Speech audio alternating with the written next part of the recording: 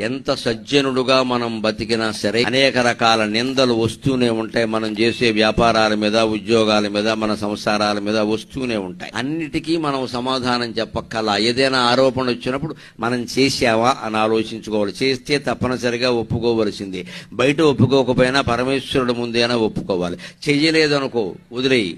సముద్రంలో ఉన్నాక చిందులు తప్పవు, సంసారంలో ఉన్నాక నిందలు తప్పవు. ఎవరైంది ఒక్కటే. అనవసరంగా మన ఎవరన్నా మాట అంటే మనం రెచ్చిపోవక్కర్లేదు. కుక్క మురిగింది కదా అని మనిషి మొరగడు. కుక్క నుంచి దూరంగా వెళ్ళిపోతాడు, కరుస్తుందేమో అనే ఇదితో. మన జీవితంలో సత్ప్రవర్తన గురించి తెలియని వాడు ఎవడన్నా మన ఏమన్నా అంటే మనం పట్టించుకోకల్లా. ఎందుకంటే ఆ నీచుడు మాట్లాడితే సజ్జనుడైన వాడు సమాధానం కూడా చెప్పడు. మౌనంతోనే వాళ్ళ నోరు మూయించవచ్చు. ఒకటే లెక్క. ఎంత సదాచారంతో నువ్వు నడుచుకున్నా నిందలు వస్తూనే ఉంటాయి. కాబట్టే ఎప్పుడూ జాగ్రత్తగా ఉండాల్సింది ఏమిటంటే పరమ వైరాగ్య భావన ఒకటి మనస్సులో ఉండాలి.